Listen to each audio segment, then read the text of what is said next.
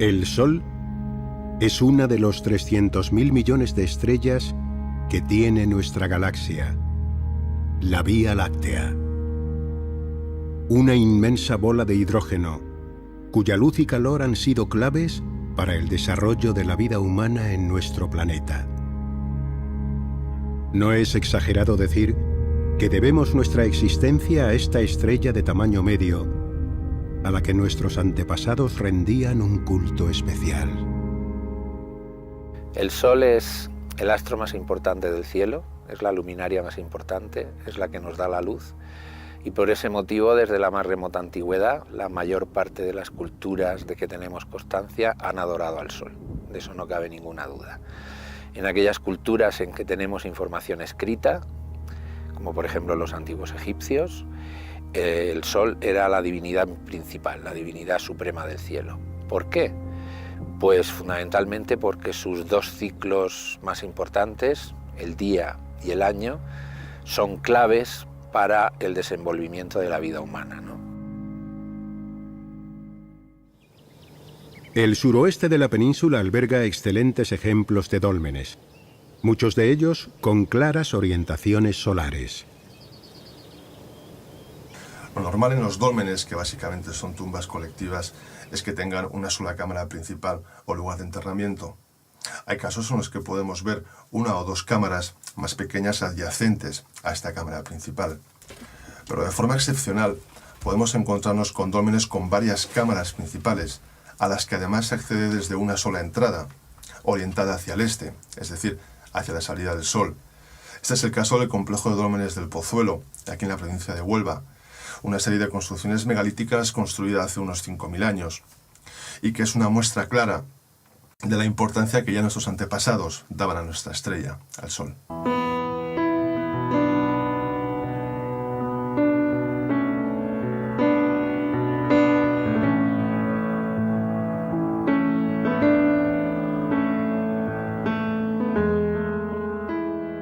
En el Neolítico lo que contamos es fundamentalmente con gran cantidad de construcciones.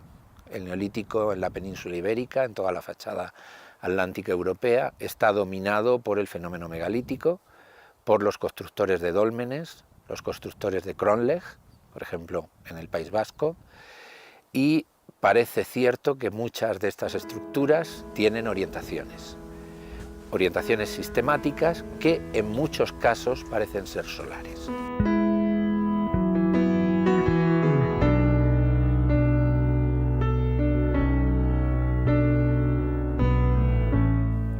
En el caso de los dólmenes su elemento principal es su corredor de acceso, ¿no? Y ese es el elemento que tomamos para determinar la orientación. ¿Por qué? Porque de alguna manera el corredor de acceso suele estar abierto, generalmente a levante, hacia el sol naciente, y pensamos que debía existir una relación entre los difuntos que estaban enterrados en el interior del monumento y la salida del sol cada mañana en el horizonte, que de alguna manera renovaba o les permitía un acceso a la vida eterna, de alguna manera. Tenemos que tener en cuenta que los monumentos megalíticos son fundamentalmente monumentos erigidos a los ancestros. Para estas sociedades, sus ancestros eran muy importantes. Eran sus espíritus guardianes.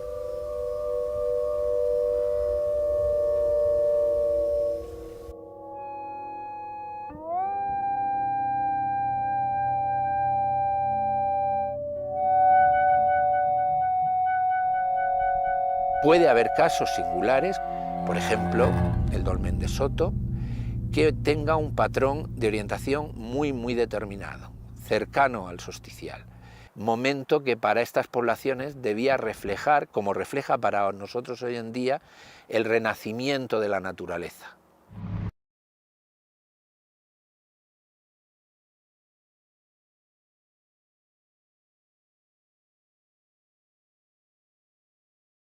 Años luz de longitud está formada en parte por los restos de estrellas ya muertas. Lentamente la nube comienza a girar y la temperatura y densidad en su centro aumentan drásticamente. El centro de la nube es básicamente un núcleo de hidrógeno, que al alcanzar los 15 millones de grados, se convierte en estrella.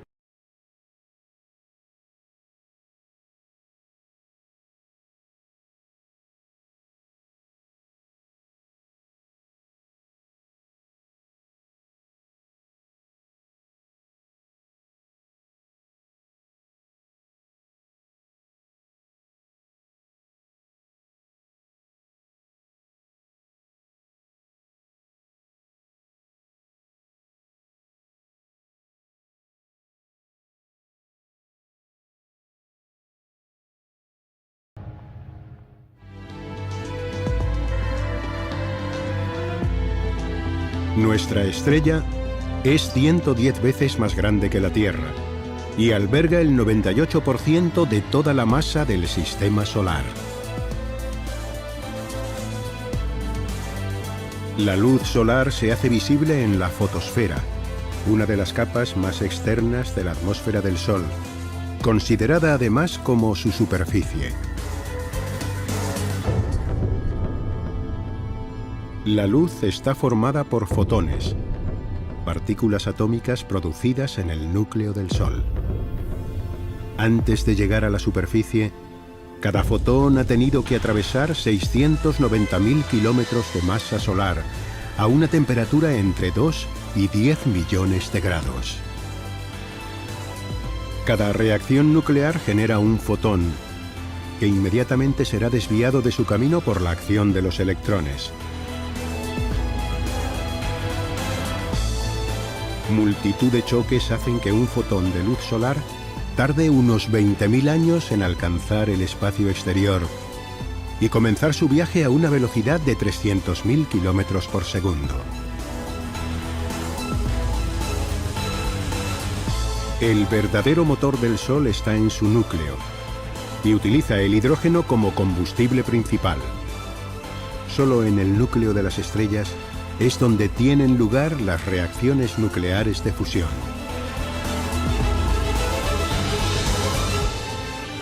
A 15 millones de grados, los átomos de hidrógeno se fusionan, generando finalmente un átomo de helio.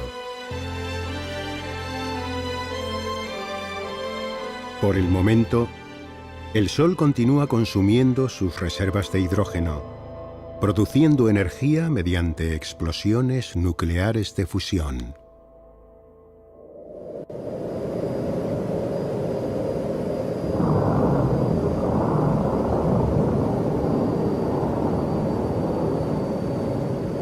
En solo un segundo, el núcleo del Sol produce 1 millón de veces la energía que el ser humano consume durante un año en todo el mundo. En el laboratorio de fusión del CIEMAT en Madrid se realizan fusiones nucleares de forma experimental. Junto con otros centros de investigación de todo el mundo, se están dando los primeros pasos para reproducir en la Tierra la energía que producen las estrellas. El Sol tiene una ayuda, que es la tremenda gravedad que hay en el centro del Sol. Es decir, la gravedad hace que las partículas se junten, se aproximen, por efecto, diríamos, de su propio peso. El Sol las lanza una contra la otra a una velocidad mucho más modesta, es decir, el Sol está a estos 10 millones de grados.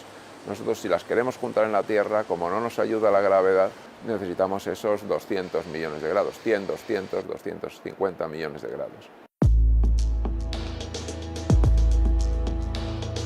Un reactor de fusión producirá mucha más energía que una central nuclear convencional. Además, la fusión no genera residuos radioactivos y su combustible es abundante y barato. El mayor inconveniente de una central de fusión es su complejidad, pero ya hemos demostrado en los laboratorios que es viable. El reactor de fusión mantiene el combustible a más de 100 millones de grados, aislado del exterior. Para conservar esta temperatura, potentes imanes mantienen el gas flotando y girando sin tocar las paredes del reactor. Será aquí donde 2 átomos de deuterio y tritio se unirán para formar uno de helio.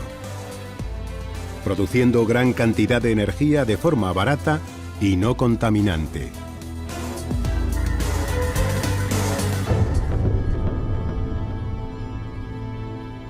Con el litio que hay en la batería de un teléfono móvil y una pequeña cantidad de agua, muy pequeña, se obtendría por fusión toda la energía que un europeo promedio gasta durante 30 años.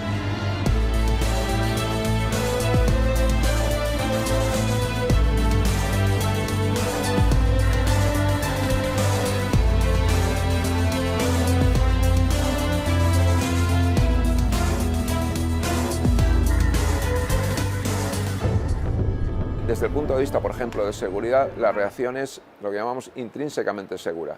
Es decir, no es segura porque nosotros vamos a tener mucho cuidado con ella y vamos a poner muchos sistemas de control y vamos a tener un gran control de calidad. Es simplemente segura porque una reacción de fusión en un sistema de confinamiento magnético no puede descontrolarse.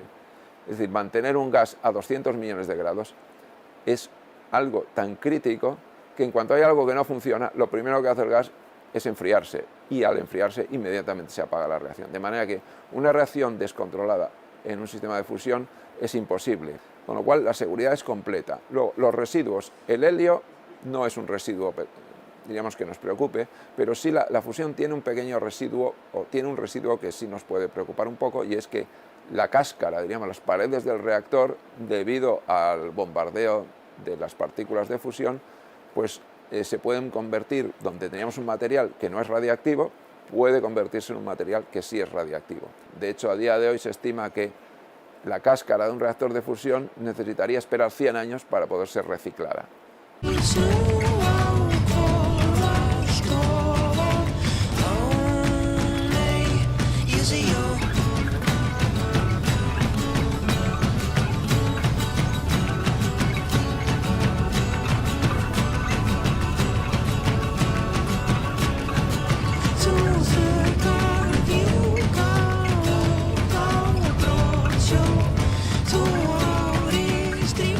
Hace falta recorrer 4.000 kilómetros desde el norte de España para llegar hasta aquí, hasta el Círculo Polar Ártico en Escandinavia.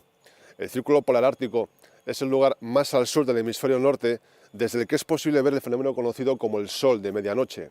A partir de aquí nos adentramos en una de las zonas del planeta donde podemos ver las auroras boreales, también conocidas como las luces del norte.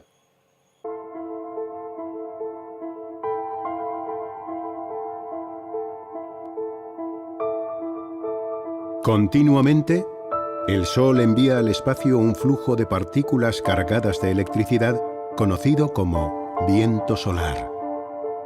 El viento solar viaja a velocidades de entre 400 y 800 kilómetros por segundo. Alcanza la Tierra en solo 3 días y es el causante de las auroras polares. Nuestro campo magnético funciona como un escudo. Pero cuando el viento solar es muy energético, penetra en la atmósfera, haciendo que el oxígeno o el nitrógeno se iluminen a 300 kilómetros de altura.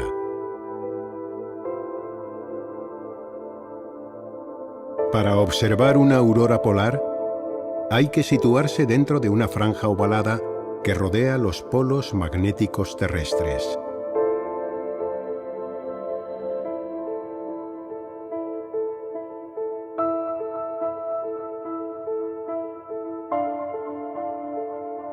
Nos encontramos a 150 kilómetros al norte del Círculo Polar Ártico, cerca de la población sueca de Kiruna.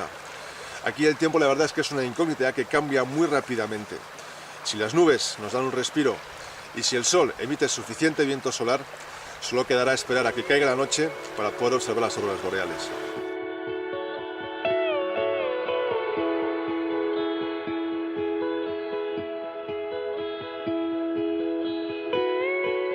La aurora polar no aparece todas las noches, y cuando lo hace, la mayoría de las veces no es muy brillante.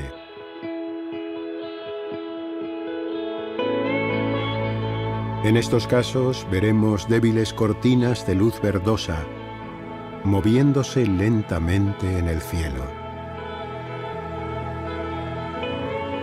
Sin embargo, cuando el viento solar llega con mucha energía, producirá uno de los espectáculos naturales más impresionantes de ver.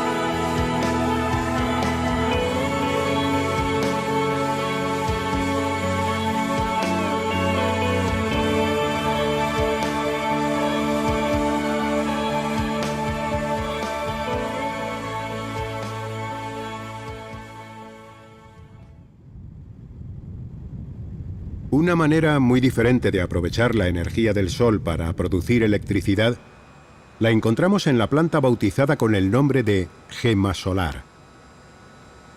Instalada en la provincia de Sevilla, Gemasolar cuenta con 2.650 espejos móviles que concentran el calor del sol para obtener electricidad. Además, el innovador sistema de esta planta permite producirla también durante la noche. La ventaja principal que para nosotros tiene la energía termosolar es que es gestionable, es modulable. Nosotros la energía del sol la captamos en formato térmico y luego la tenemos que convertir en formato eléctrico. Gemasolar es la primera planta del mundo que es capaz de tener totalmente disociados esos dos procesos. Es decir, yo con el sol y su concentración genero un combustible, genero sal caliente a 565 grados. Esa sal la almaceno en un tanque. Con la sal producida en un día tengo para 15 horas de producción de vapor. Es decir, yo continuamente con el recurso solar voy produciendo energía para mover una turbina y aparte voy almacenando energía para 15 horas. Durante la noche gasto esa energía. Tengo hasta 15 horas de tanque de sales calientes para producir energía solar. Entonces nosotros somos la primera planta del mundo capaz de generar día y noche solo con recurso solar energía para 28.000 hogares.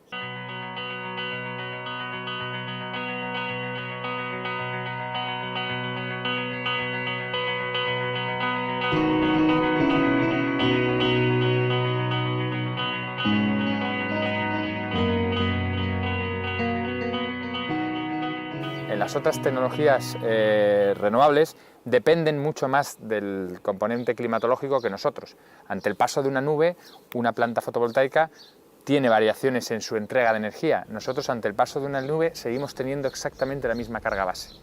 Lo que tenemos es que en ese momento almacenamos menos energía para el futuro, pero seguimos utilizando la que hemos ido almacenando durante el día. Conclusión, nosotros tenemos una planta que produce como una planta convencional utilizando un recurso solar. Gran parte de los mejores telescopios solares del mundo se encuentran en las Islas Canarias, concretamente en la isla de Tenerife y en la isla de La Palma, que es en la que nos encontramos en este momento. Esto es así básicamente por dos motivos, por la altitud y por la calidad del cielo. En cuanto a la altitud, las dos islas tienen montañas que superan los 2.000 metros de altura y es ahí donde se instalan los telescopios solares. Y en cuanto a la calidad del cielo, el global de las Islas Canarias se encuentra en una zona del Océano Atlántico que está bajo la influencia de los vientos alisios. Estos vientos generan una atmósfera muy estable que proporciona a los astrónomos imágenes con mucha nitidez.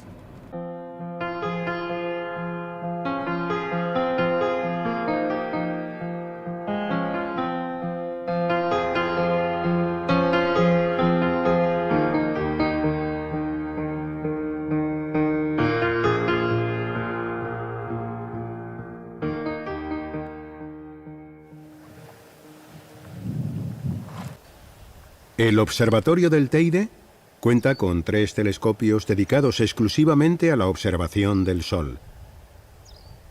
Los telescopios solares se instalan a unos 20 o 30 metros de altura para estar lejos del aire caliente que despide el suelo durante el día. De esta forma se evita que las turbulencias degraden la calidad de la imagen.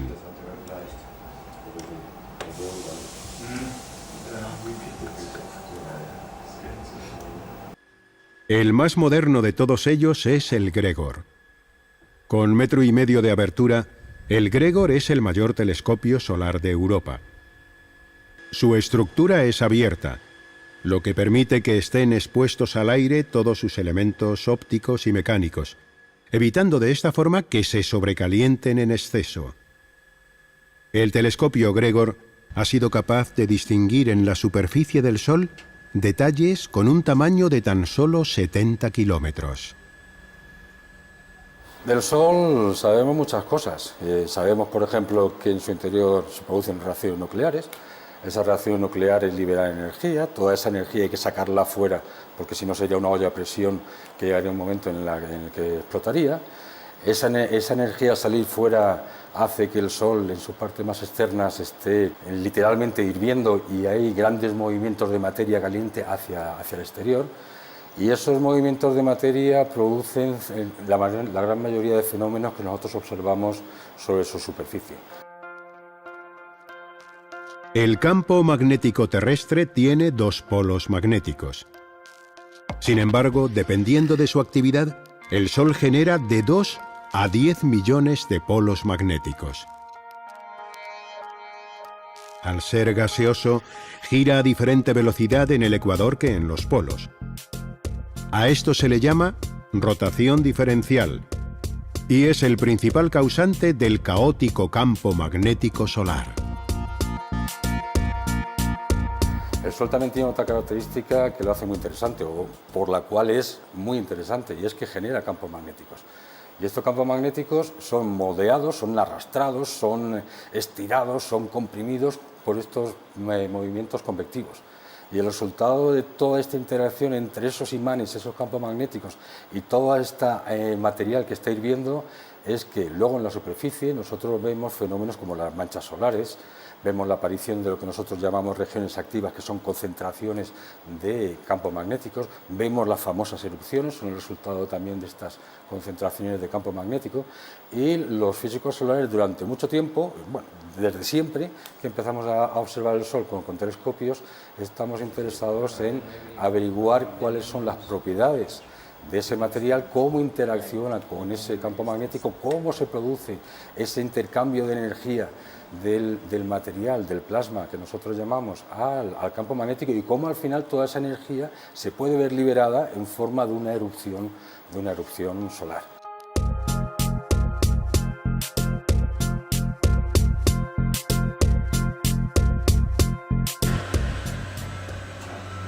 El director del telescopio solar CEMIS, Bernard Gély, accede como cada día a la sala de control del telescopio. Después de 2 décadas de importantes avances en el estudio de la estructura interna del Sol, actualmente la investigación de sus campos magnéticos ha despertado gran interés entre los astrónomos solares. Es precisamente en este campo donde el CEMIS está especializado. Sus instrumentos le permiten localizar y medir con precisión la intensidad de los campos magnéticos del Sol, realizando espectros de su superficie con luz polarizada hasta en 10 longitudes de onda diferentes.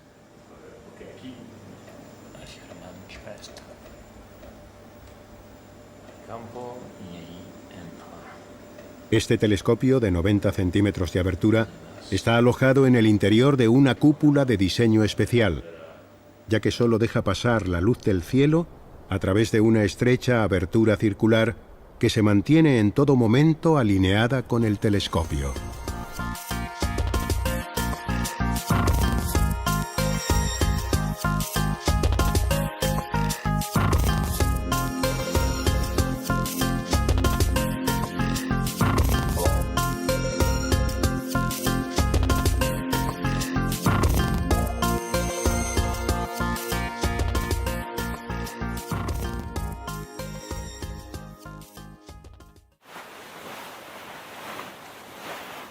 A 130 kilómetros de distancia, en la isla vecina de La Palma, se encuentra otro importante complejo astronómico.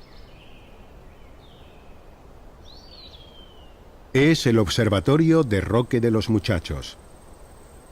Aquí se encuentra uno de los telescopios solares que captura las mejores imágenes de la superficie del Sol tomadas desde tierra. Se trata del Telescopio Solar Sueco.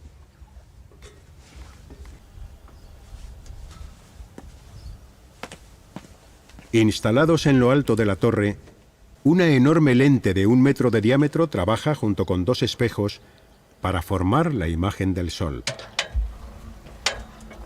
Este sistema de espejos permite enviar la imagen solar al banco óptico alojado en el sótano del edificio. Aquí acaba la imagen del Sol, y es donde los astrónomos colocan y ajustan los filtros y cámaras de alta resolución. Este observatorio cuenta, además, con un sofisticado sistema de óptica adaptativa que elimina las perturbaciones que la atmósfera produce en la imagen. Con la ayuda de un complejo tratamiento digital, la torre solar sueca consigue imágenes del Sol con una calidad sin precedentes.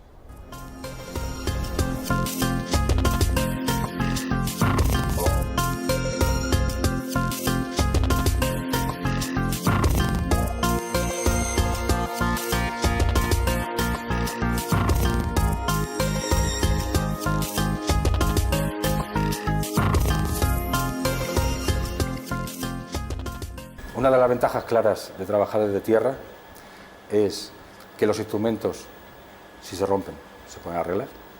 Se pueden diseñar instrumentos que no tengan restricciones de espacio o de peso, y todo esto en el espacio es imposible. En el espacio uno hace una caja cerrada lo más ligera posible, que consuma lo menos posible y que uno tenga la seguridad de que no se va a romper hasta el mayor grado posible, y lo envía para arriba. Desde tierra podemos desarrollar nuevos instrumentos, podemos complementar un nuevo instrumento, podemos cambiar un determinado elemento por otro mejor que se ha desarrollado en el mercado. Todo eso en el espacio es imposible, y todo ese desarrollo necesariamente se puede hacer en tierra.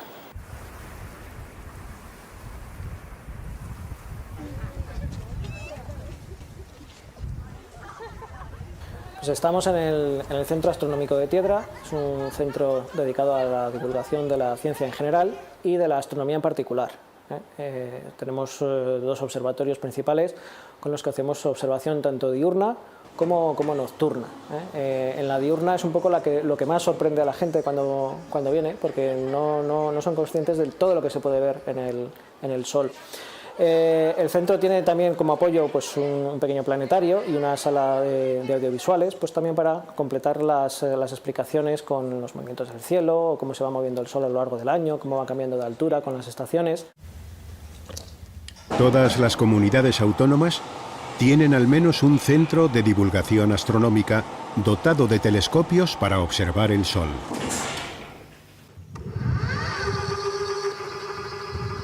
En estos centros podemos aprender cómo es nuestra estrella y, además, observar algunos de los fenómenos más significativos de su superficie, como las manchas solares, zonas más oscuras y frías que su entorno. A su alrededor veremos la granulación solar, algo parecido a pequeñas burbujas brillantes, cada una de ellas con unos 1000 kilómetros de diámetro. Observaremos también las protuberancias solares, masas de gas que parecen llamaradas y que llegan a tener alturas de hasta decenas de miles de kilómetros.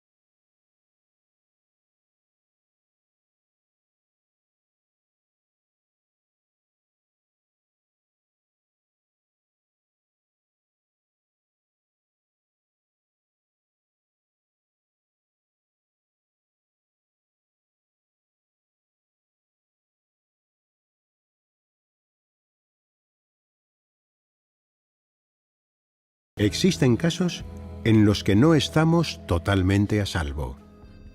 Cuando la actividad magnética del Sol aumenta, enormes oleadas de energía son violentamente expulsadas al espacio. Estas emisiones energéticas llegan a viajar a una velocidad de 800 km por segundo, alcanzando la Tierra en solo 2 días.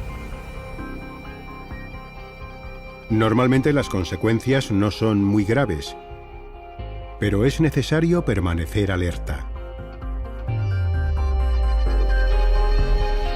Mediante antenas de seguimiento espacial, recibimos continuamente información sobre la actividad solar.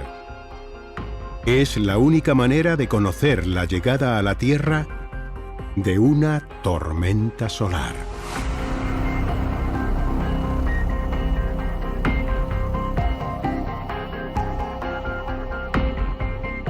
De manera excepcional, una tormenta solar puede llegar a tener una intensidad extraordinaria, como la ocurrida en 1859. Esta tormenta es, hasta el momento, la más intensa y dañina registrada.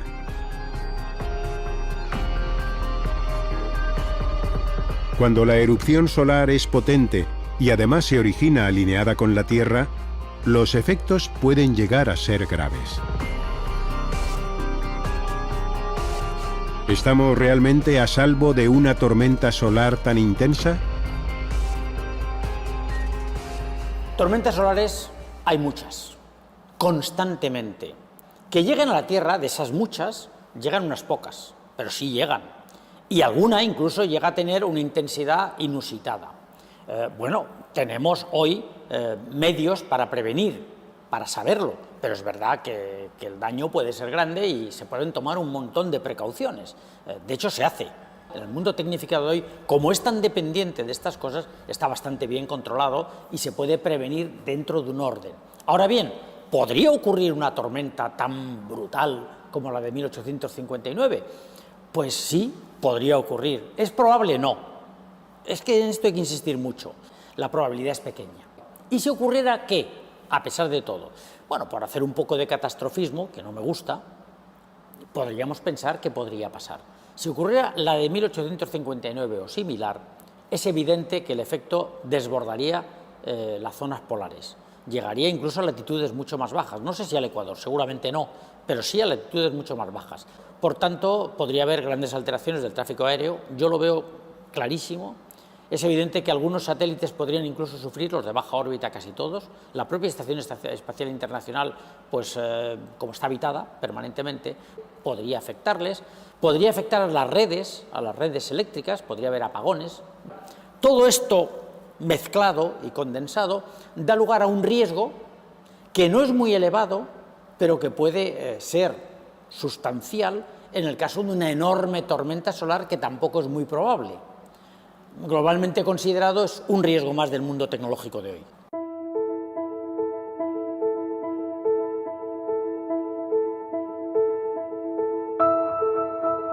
El Sol lleva 4.500 millones de años funcionando como estrella. Para hacerlo necesita consumir enormes cantidades de combustible. Conocemos cuánto le queda y también el ritmo al que lo consume, así que no es difícil calcular cuándo morirá. Pero antes de apagarse, el Sol experimentará un cambio radical. En su fase final de vida, se comprimirá por su propio peso, aumentando su temperatura interior. Esto generará de nuevo las últimas reacciones nucleares que expandirán las capas externas del Sol hasta hacerlo 260 veces más grande que el actual. Se habrá convertido en una gigante roja. Absorberá a los planetas Mercurio y Venus. Probablemente no llegará a tragarse a la Tierra, pero su superficie se encontrará tan cerca que el calor recibido acabará con cualquier forma de vida. La Tierra será un planeta muerto y calcinado. Este proceso tendrá lugar dentro de 5.000 millones de años. Poco antes de que agote totalmente su combustible, las capas externas del Sol serán expulsadas al espacio, creando uno de los objetos más bellos del cielo, una nebulosa planetaria.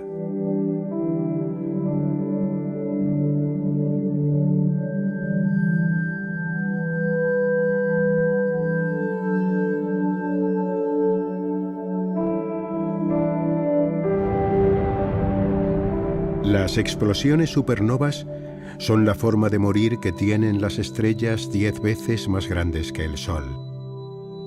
Al igual que en el gas de las nebulosas planetarias, los restos de las explosiones supernovas aportan al espacio los elementos químicos necesarios para la vida.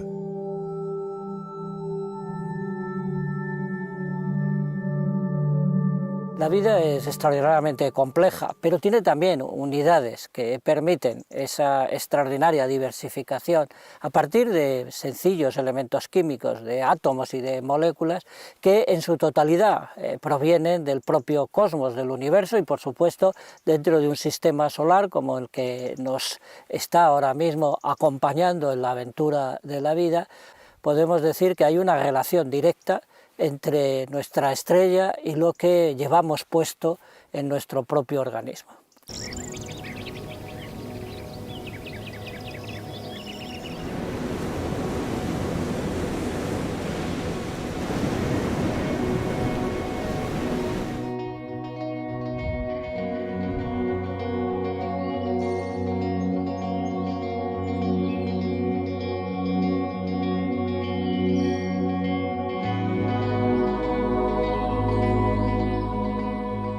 Evidentemente el que gobierna la totalidad de los destinos, de las posibilidades, de los encuentros de la vida con ella misma es el propio Sol, nuestra estrella, que entre otras cosas es el motor interno de todas las manifestaciones del clima. Pensemos simplemente en que cada segundo 900 millones de toneladas de agua se ponen a volar. El agua que ha salido de los mares llegará también impulsada por otra de las capacidades que tiene el Sol, que al distribuir con diferencias la temperatura sobre la superficie de la Tierra crea los vientos. Los vientos son los grandes transportadores y por supuesto no habría viento si no tuviéramos una estrella cercana. La primera comida de la vida en el planeta es la energía solar. Es decir, que de forma directa, por ser criaturas del clima, y de forma un poco más indirecta, por alimentarnos de lo que ha sido alimentado por la luz solar, todos somos nietos, por lo menos, del Sol.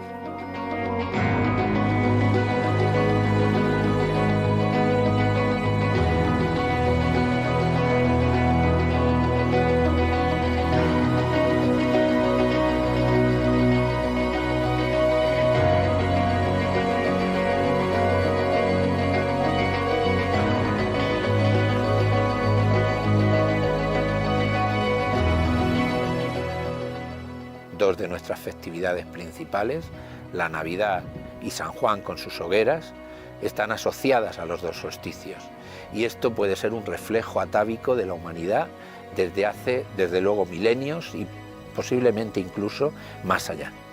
La física solar europea solamente tiene un camino y es unirnos a la física solar de Europa y alrededor de un único proyecto, de un telescopio grande que mejore claramente las prestaciones de todos los telescopios actuales y seamos capaces de sacar el rendimiento a esa infraestructura. Esa infraestructura es el telescopio, lo que nosotros llamamos el telescopio solar europeo. Y estamos convencidos de que esa infraestructura la necesitamos si Europa quiere seguir siendo una potencia en física solar, en la física solar mundial. En España tenemos un 28% de la superficie del país desértica, con unos grandísimos niveles de radiación y con muy baja implantación, tanto en agricultura como en industrial. Cubriendo solo el 1% de la superficie, con plantas termosolares, tendríamos capacidad y potencia suficiente como para suministrar a todo el país. La tecnología solar en general es una tecnología que todavía es inmadura, entonces todavía tiene que mejorar mucho técnicamente y para eso lo que hay que hacer es invertir mucho en I+D. Pero la realidad es que el potencial es prácticamente infinito y el futuro es brillantísimo. Dentro de unos años, esperemos que no sean demasiados, pues el problema de energía estará resuelto y todas las preocupaciones que a día de hoy tenemos por el aumento del consumo de energía de la humanidad, pues dejarán de ser una preocupación y podremos dedicar nuestros esfuerzos a otros problemas. Y por el lado europeo hemos tenido dos misiones muy importantes. Una fue Ulises, que estudió la heliosfera. La heliosfera es todo el viento solar, toda la radiación y las partículas que emite el Sol hacia el medio interplanetario que se expanden por el sistema solar y lo llenan, ¿no? Y es muy importante estudiar la heliosfera, sobre todo porque ahora nos hemos dado cuenta que tiene efectos muy directos en la Tierra, y es todo este campo que se ha desarrollado en los últimos 15 años, que se llama a veces meteorología espacial. No cabe duda que ahí hay algo que los científicos del futuro van a tener que vigilar muy de cerca. Hay que vigilar muy bien el campo magnético terrestre, porque si disminuye de verdad, como parece, entonces es posible que la tecnología humana tenga que cambiar completamente los paradigmas actuales y convertirse en una tecnología mucho más protectiva, mucho más proactiva frente a las posibles amenazas que procedan del Sol. La energía solar no solamente es responsable de la totalidad de los elementos químicos, de la formación de todos los pequeños, diminutos átomos constitutivos de la vida, sino que también es mantenedora. Es una madre solícita la energía solar, está creando y manteniendo lo creado.